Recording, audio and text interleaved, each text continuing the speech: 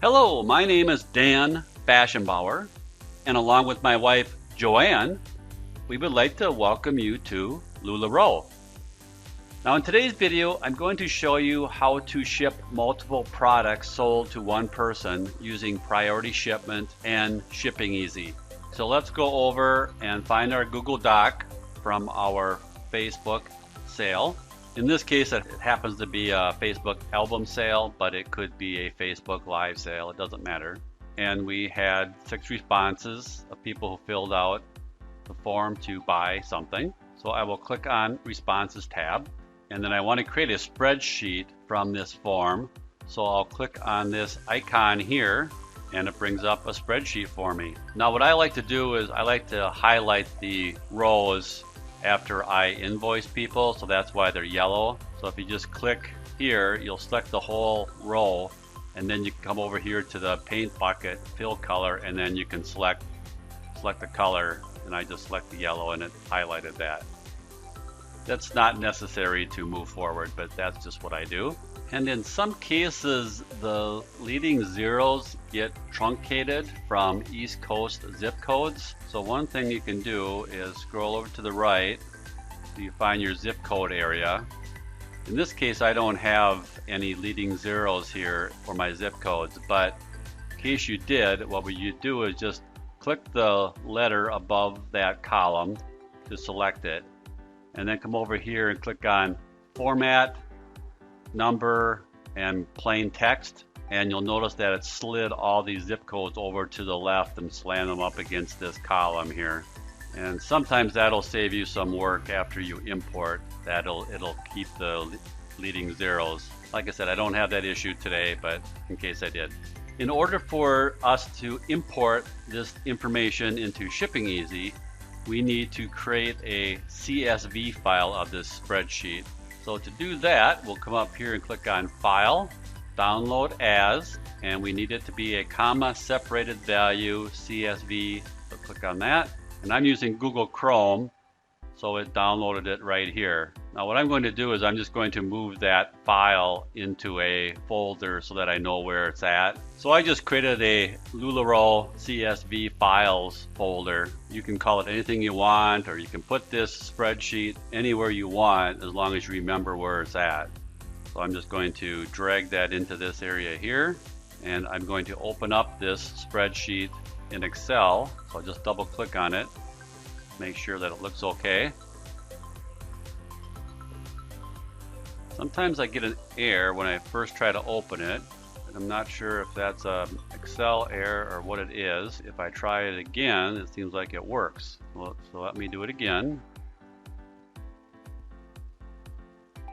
And I'm using an old version of Excel. I'm using 2010, so maybe that's one of my problems too. And you'll notice the timestamp column here is all pound signs, but if you put your cursor up here on the line and expand that out, it'll change to the real date and time. So it's really there, you just can't see it for some reason. What I'm going to do today is I'm going to edit this spreadsheet because there's only one person in this list right now that has purchased multiple items and needs to be shipped as priority mail. So I'm just going to come in here. I'm going to select these top 5 names here, right mouse button, and click on delete.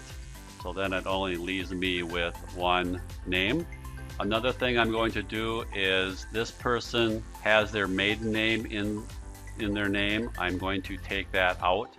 I'm going to click here and I'm going to remove their maiden name, and we should be good to go. So I'll click on File, Save, click on Yes, and click on Close. Click on Save, click on Don't Save. I'm going to open it one more time to make sure it looks good.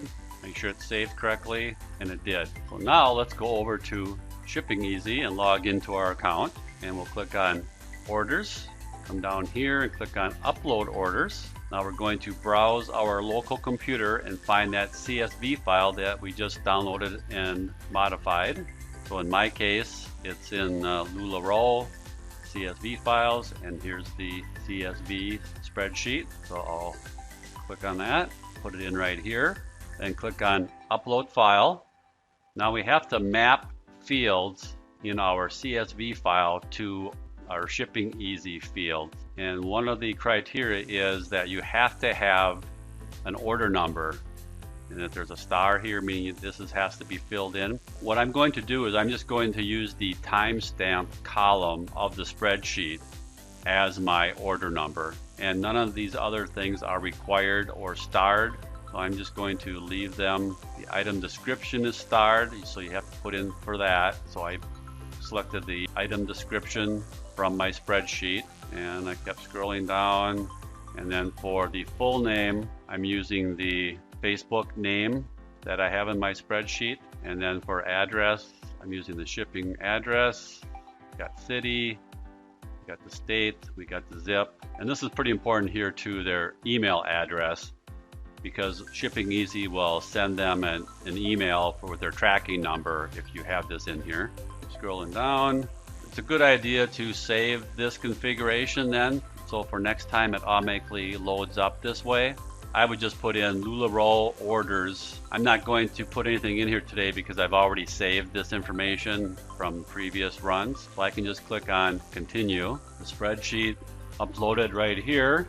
Now you can click on the green ready button. And at this point, you'll need to fix any errors that ShippingEasy found.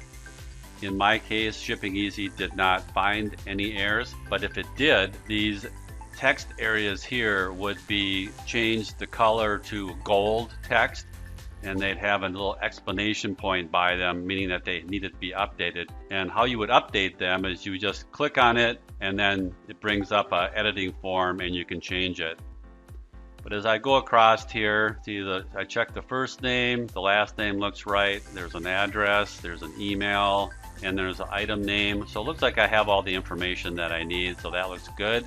And I can click on complete upload. And then the items don't normally show up here automatically. It does say here that you successfully uploaded one order. But what I would do now is click on the refresh button of your browser, and then your order shows up right here.